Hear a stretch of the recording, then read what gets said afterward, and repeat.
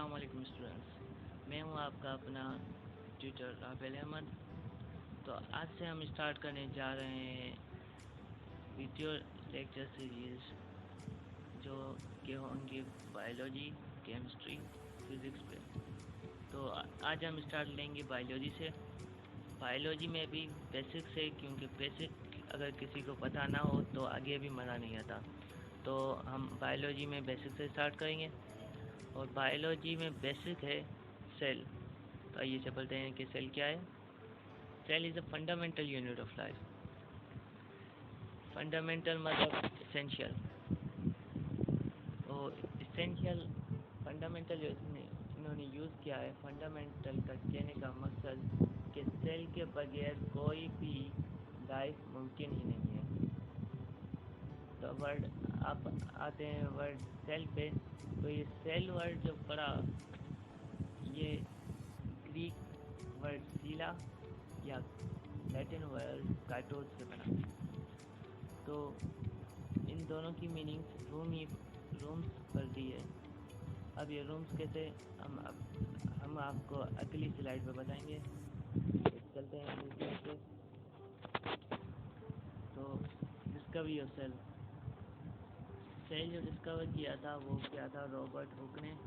असल में ये सेल डिस्कवर करने नहीं जा रहे थे। इसने अपनी एक माइक्रोस्कोप बनाई।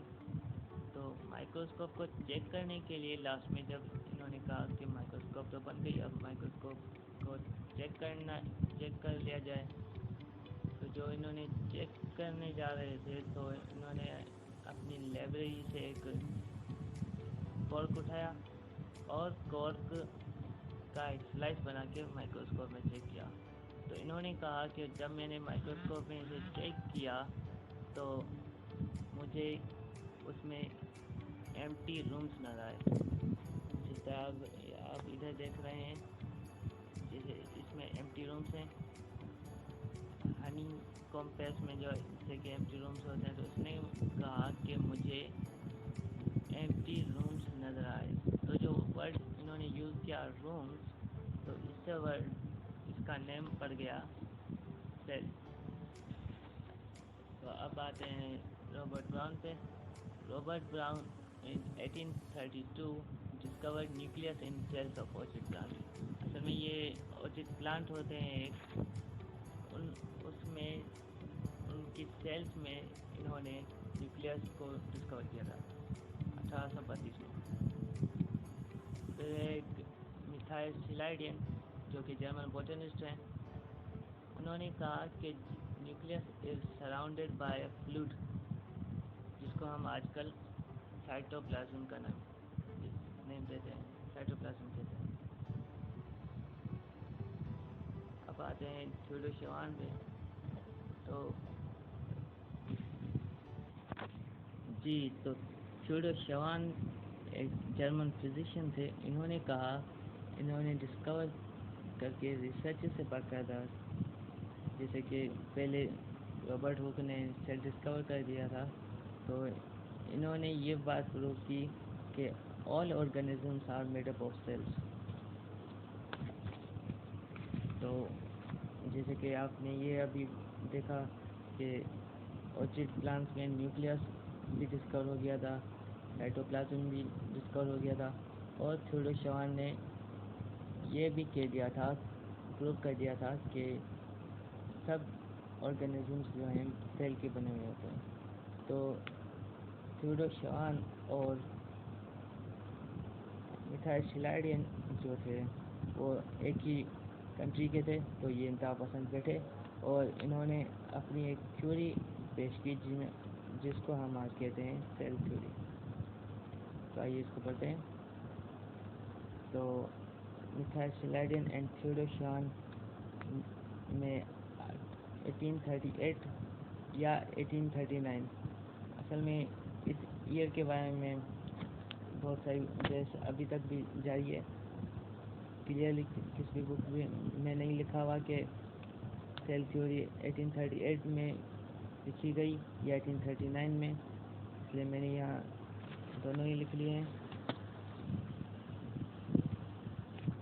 तो इन्होंने जो सेल थ्योरी पेश की पेश की, उसके इन्होंने 3 पोस्टुलेट लिखे। इसमें से जो पहला है वो है कि cell is a unit of life, basic unit of life. जो आजकल बच्चे कहते हैं, बच्चों को भी पता होता है कि लाइफ का बेसिक यूनिट जो है वो सेल है। तो ये तो एक्चुअली में बेसिकली ये सेल का पहला पोस्टुलेट है। दूसरा है all organisms are made up of 1 और मोर सेल्स। तो जैसे कि दूसरी पॉइंट से आपको पता चल रहा है कि इस वक्त बैक्टीरिया और वायरस, बैक्टीरिया भी डिस्कवर हो गए थे, इसलिए इन्होंने सेकंड पॉइंट में all organisms are made up of 1 और मोर सेल्स लिखा है। तो थर्ड पॉइंट ये इन्होंने कही कि cells are produced de novo मतलब ऑटोमेटिक। तो इन्होंने कहा कि सेल्स खुद ब खुद बन जाते हैं, जो कि ये पॉइंट गलत थी। तो इसको गलत की, मतलब कि गलत साबित की 1855 में रुडोल्फ विर्शोट, जो कि जर्मन फिजिशियन थे, उन्होंने ये साबित करके दिखाया एक्सपेरिमेंट से कि cells are formed from pre existing cells, ना कि ऑटोमेटिक डी नोवो।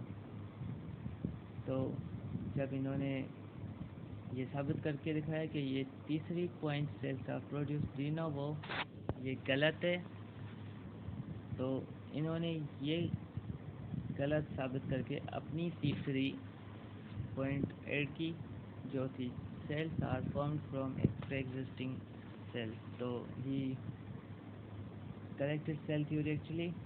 तो आगे चलते हैं कि देखते हैं हमारे पास आगे क्या है जी। तो स्टूडेंट्स आप ये देख सकते हैं, ये जो है पिक्चर, ये मैंने आपके लिए जस्ट देखने के लिए रखी है कि ये जो सेल्स आपको नज़र आए ये सेल्स हैं, एक प्लांट है जिसका नेम है ऑर्चिड, उसके सेल्स हैं, जिसको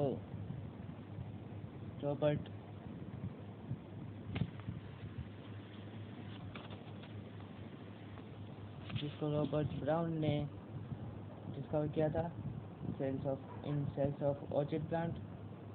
और ये नीचे जो आप देख रहे हैं ये है सेल्स ऑफ कॉर्क। मतलब कि जो इस ज़माने में आज भी हैं, जो कॉर्क थे बॉटल्स को ढकने के हिसाब के लिए, उनके लिए।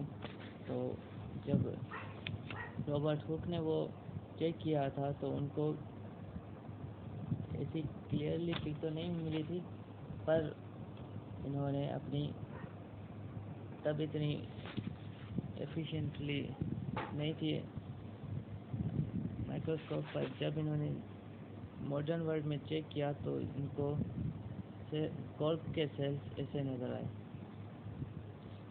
जी दोस्तों स्टूडेंट्स, आज के लिए इतना ही। मिलते हैं आपसे अगली वीडियो में, तब तक के लिए अल्लाह हाफ़िज़।